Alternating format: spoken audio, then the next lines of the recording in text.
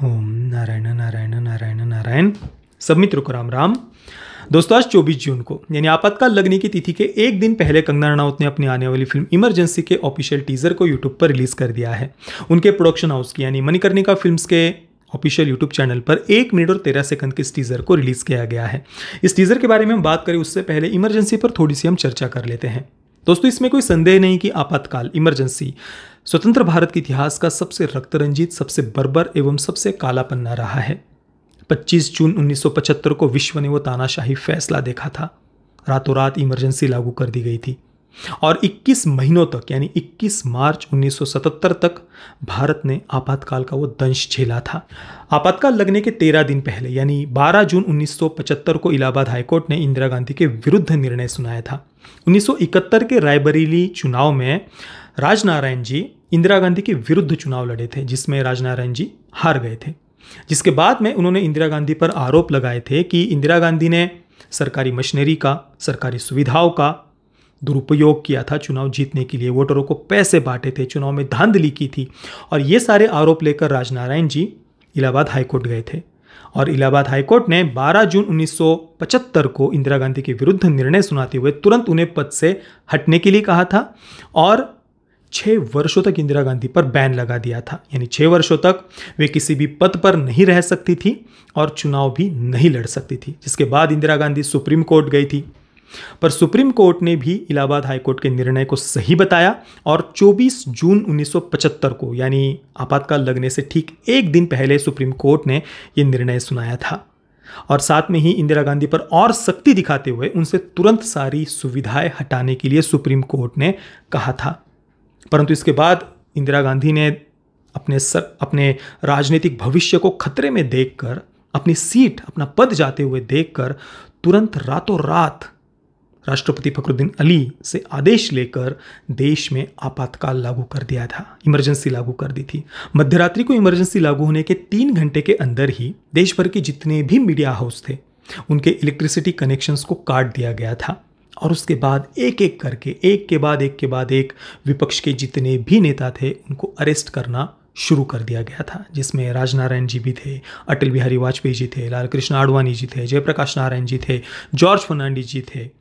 ऐसे विपक्ष के जितने भी बड़े बड़े नेता थे 1,10,000 से अधिक लोगों को अरेस्ट किया गया था। जेलों में जगह कम पड़ गई थी, इतने सारे अरेस्ट हुए थे। और सबसे दुखद बात यह है कि ये जितने भी अरेस्ट हुए उनमें किसी भी प्रकार की पहले नोटिस नहीं दी गई थी या परिवार वालों को तक नहीं बताया गया था और उन्हें कहाँ किस जेल में रखा है इसकी भी जानकारी किसी को नहीं दी गई थी। परिवार वालों को तक इसके बारे में नहीं बताया गया था और जेलों में उन्हें अमानवीय तरीके से, जितने भी लोगों को अरेस्ट किया गया था उन्हें अमानवीय तरीके से प्रताड़ित किया गया था। उन्हें खाना न देना, बाथरूम न जाने देना, इस प्रकार की यातनाएं उन्हें दी गई थी और सामान्य जनता के भी सारे मूलभूत अधिकारों को छीन लिया गया था। राइट टू एक्सप्रेशन से लेकर के जीने के अधिकार तक सारे अधिकारों को छीन लिया गया था। और दूसरी तरफ संजय गांधी ने नसबंदी अभियान शुरू कर दिया था, जिसमें जबरदस्ती बस टारगेट पूरा करने के लिए लोगों को पकड़ कर उनकी नसबंदी कराई जा रही थी। 60 लाख से अधिक लोगों की नसबंदी कराई गई थी और कोई सुविधाएं, कोई अच्छी व्यवस्था ना होने के कारण 2000 से अधिक लोगों की इसमें मृत्यु हो गई थी। और ये जो 60 लाख लोगों की नसबंदी हुई थी इसमें 16 वर्ष के बच्चों से लेकर के 70 वर्ष के वृद्ध तक थे। यानी हिटलर से 15 गुना ज़्यादा बड़ी संख्या में ये नसबंदी आपातकाल के समय हुई थी।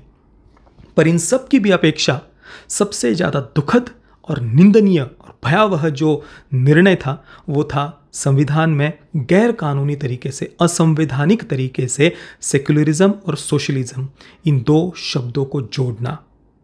जब विपक्ष के सारे नेता जेल में थे उस समय सेक्युलरिज्म और सोशलिज्म इन 2 शब्दों को संविधान में असंवैधानिक तरीके से, गैर कानूनी तरीके से जोड़ा गया था।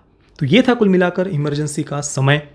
पर आश्चर्य की बात देखिए दोस्तों, इतने वर्ष हो जाने के बाद भी आज तक भी इमरजेंसी पर ऐसी कोई बड़ी फिल्म, मेन स्ट्रीम फिल्म कभी बनाने का प्रयास हुआ हो ये हमने नहीं देखा।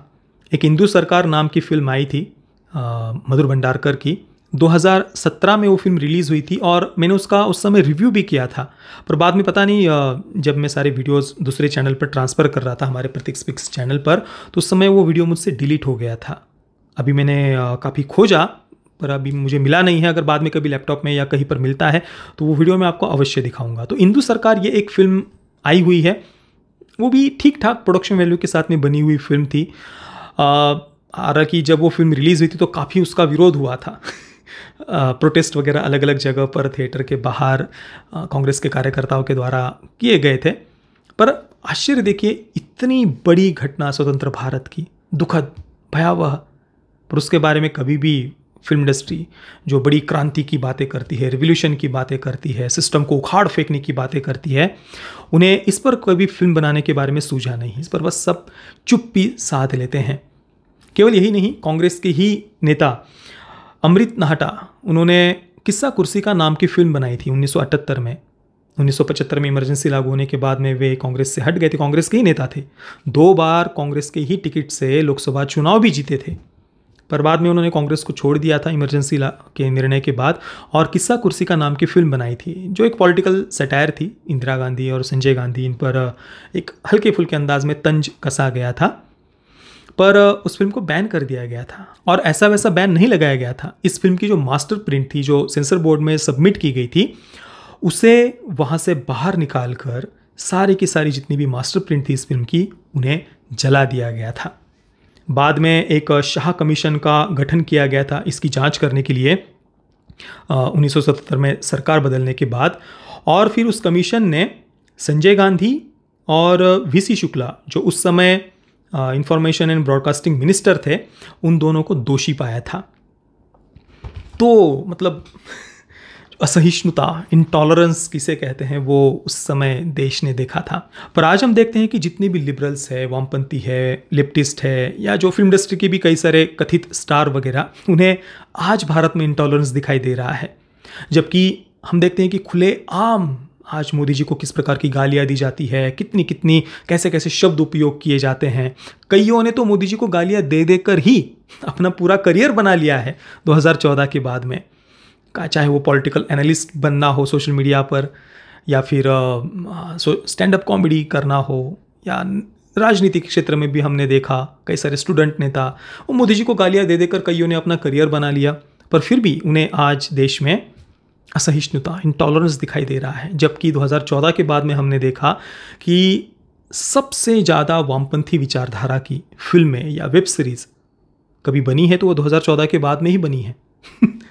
कोई भी चेक कर सकता है। और राष्ट्रवादी विचारधारा की फिल्में तो भाई उंगलियों पर गिनने जितनी कुछ मिल जाएंगी, उसमें से भी कुछ गिनी चुनी ही टेक्निकली ठीक ठाक बनी हुई है।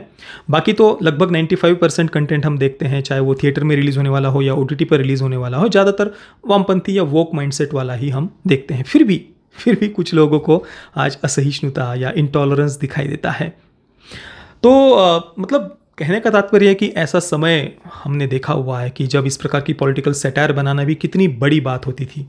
पर आज इमरजेंसी नाम की फिल्म आ रही है, कंगना रनावत इसमें मुख्य भूमिका में भी है, और उनके द्वारा पहली फिल्म है जिसे वे अकेले डायरेक्ट कर रही है। मणिकर्णिका भी थी, पर उसमें वे को डायरेक्टर थी। ये उनकी पहली सोलो फिल्म है एज डायरेक्टर। उनका परफॉर्मेंस स्वाभाविक सी बात है, बिना किसी संदेह के निसंदेह काफ़ी बढ़िया परफॉर्मेंस उनका लग रहा है। और जो गेटअप उनका दिख रहा है ना भाई, मतलब बिल्कुल इंदिरा गांधी ही वे लग रही है टीज़र में।